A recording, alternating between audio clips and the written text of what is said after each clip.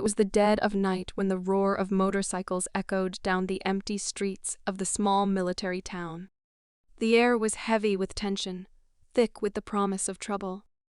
A group of rough-and-tumble bikers, notorious for causing chaos, had been hanging around the town for days, itching for a reason to pick a fight.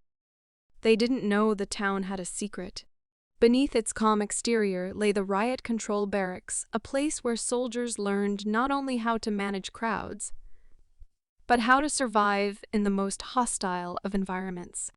It wasn't just a training ground. It was home to some of the toughest, most disciplined men and women in the military. And one of them, Sergeant Jake Hawk Hawkins, was about to show them exactly how dangerous it could be to mess with the wrong person. Hawk had been in the army long enough to see his share of chaos.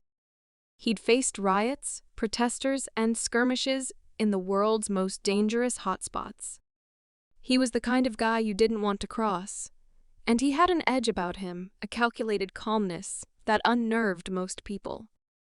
On the outside, Hawk looked like a quiet, brooding soldier, but beneath that facade was a warrior who had survived combat in more ways than one.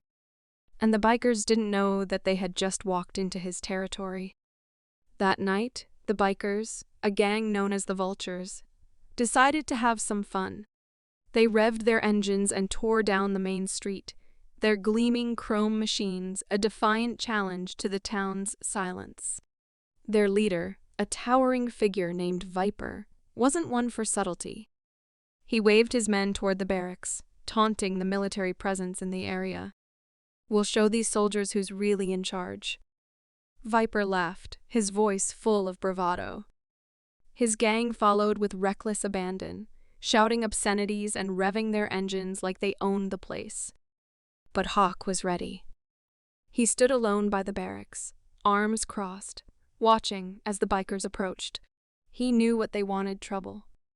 And he wasn't going to give it to them. Not in the way they expected. Viper pulled up to Hawk with a sneer. "You really think you can stop us? This is our town now." Hawk's eyes were calm, his posture unflinching. "This town's got rules, Viper.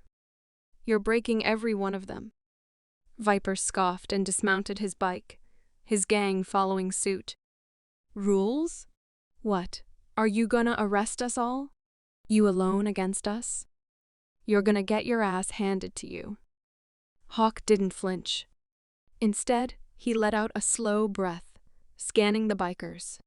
"No, I'm gonna teach you what happens when you mess with the wrong soldier." The gang laughed, but Hawk moved before they could react.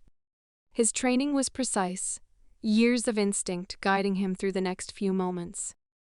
In an instant, he was on Viper, taking the bigger man down with a quick maneuver that sent him crashing to the ground.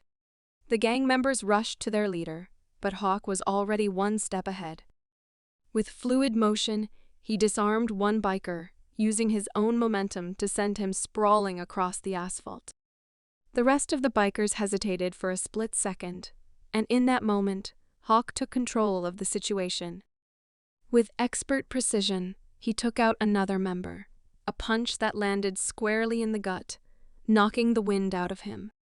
The Vultures were reeling, caught off guard by the sudden onslaught of force from a man they'd underestimated. Hawk was relentless, each move calculated, using his years of training to neutralize them one by one. The gang, used to overwhelming their targets with fear and numbers, was now on the defensive, thrown off balance by the soldiers' unyielding resolve. Viper, gasping for air, managed to get back on his feet. "You think you've won? You're outnumbered, soldier. This is just the beginning." Hawk's response was simple.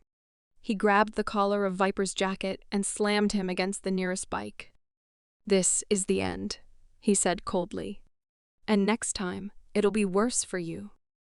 He looked around at the remaining bikers, their faces pale with realization.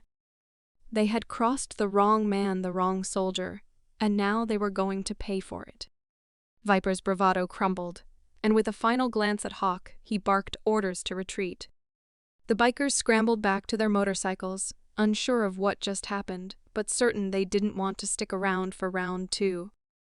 As they sped off into the night, Hawk stood tall, his posture unwavering.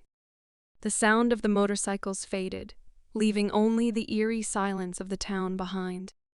The message had been sent: you mess with the wrong soldier, you'll get more than you bargained for.